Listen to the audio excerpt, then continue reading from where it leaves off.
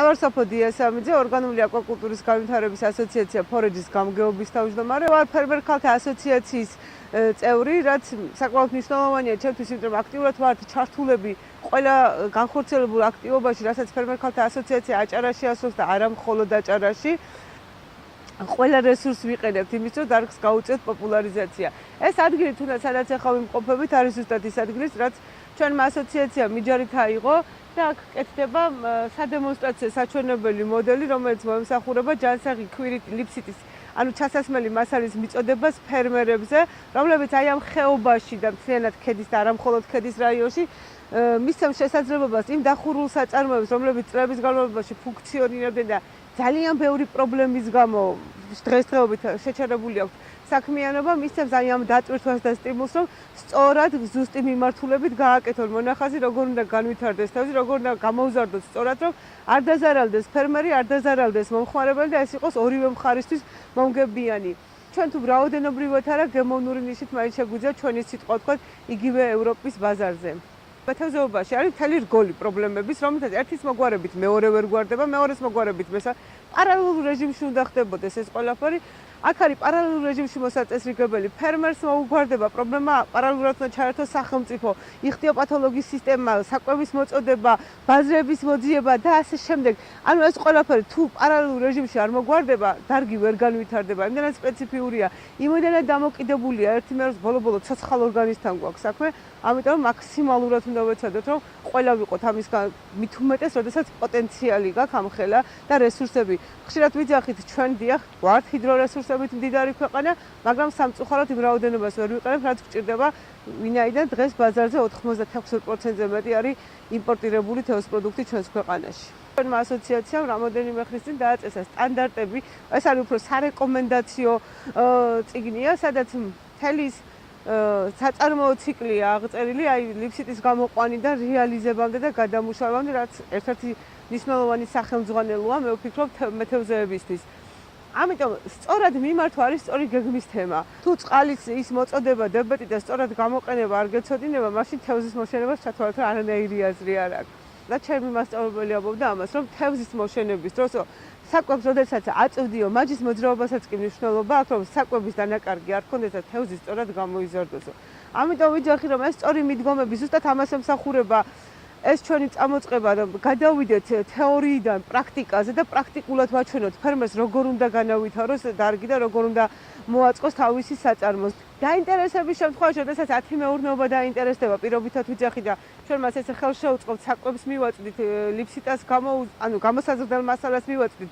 რა თქმა უნდა, ჯანსაღი გენეტიკის, იმიტომ გენეტიკა უმთავრესი პრობლემაა დღეს ჩვენს ქვეყანაში თევზში. შემდეგ უკვე საშუალება ექნებათ იმისი, რომ იმ დანარჩენებმა, ვინც გაჩერებული არიან, ინტერესი გამოხატონ იმისი, რომ გაზარდონ ესა გახდნენ ბაზარზე სტაბილური მწარმოებები. პირველი პრინციპი ის, რომ ჯანსაღი გენეტიკა ქონდეთ, მეორე ის, რომ სწორად გამოზარდონ და მესამე, თუ გვინდა რომ იმპორტი ნაწილობრივ მაინც ჩავანაცვლოთ, აუცილებლად უნდა გავხდეთ ბაზარზე სტაბილურად მწარმოებლები და ზუსტად ეს საწარმო, რასაც თქვენ ახლა კადრში ხედავთ, აი აქ იმედი მაქვს, რომ ძალიან მალე იხილავთ იმას, რასაც ამდენი წლები ასე თეორიულად ყვებით. მე ვარ ლეილა მამისაშვილი, ვცხოვრობ გურჯაანის რაიონის სოფელ არაშენდაში. ჩემ სოფელს მინიჭებული აქვს მაღალმთიანი სტატუსი. ვარ ფერმერ ქალთა ასოციაციის წევრი. კაჭრეთის საზოგადოებრივ კოლეჯში გავიარე ფერმერის სპეციალობა. ჩემს მიერ ხელით შექმნილი ნამუშევრები არის ექსკლუზიური. აღნიშნული დეტალები შევქმენი ქართველ მეფეთა თავსაბურავების მიხედვით.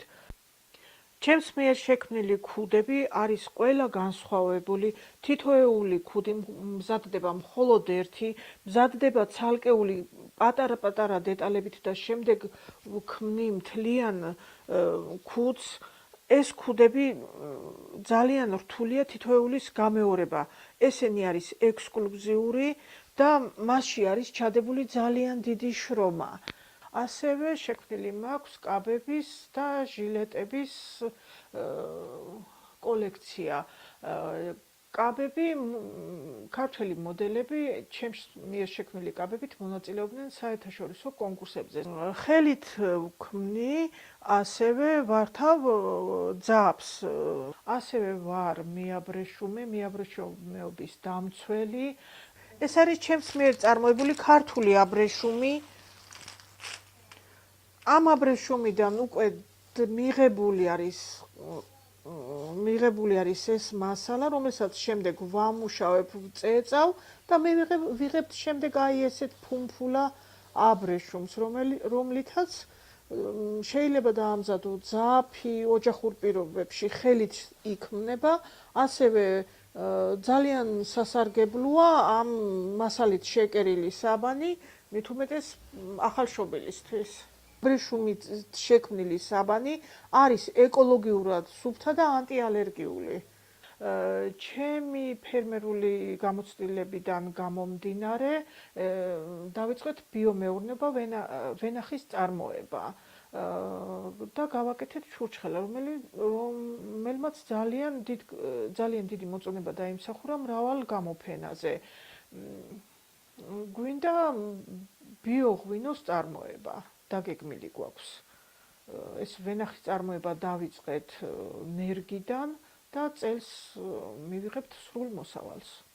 ფერმერ ქალთა ასოციაციის მიერ გამართულ მრავალ გამოფენაში მაქვს მიღებული მონაწილეობა, სადაც წარმოდგენილი მაქვს ჩემ ოჯახში წარმოებული ღვინო, ჩურჩხელა, ეს ყველაფერი არის ბიომეთოდებით წარმოებული. ასევე რახან ვაწარმოებ აბრეშუმს, ვისწავლე მყნობა და მინდა რომ თუთის ნერგი გავამრავლო, რომ მქონდეს აბრეშუმისთვის საკვები მასალა.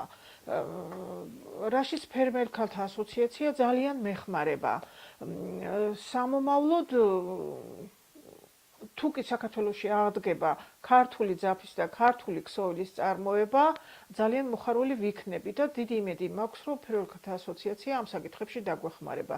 ძალიან დიდი სურვილი მაქვს, რომ მქონდეს სახელოსნო სალონი, სადაც ახალგაზრდებს შევასწავლი ჩემს მიერ დაგროვილ გამოცდილებას.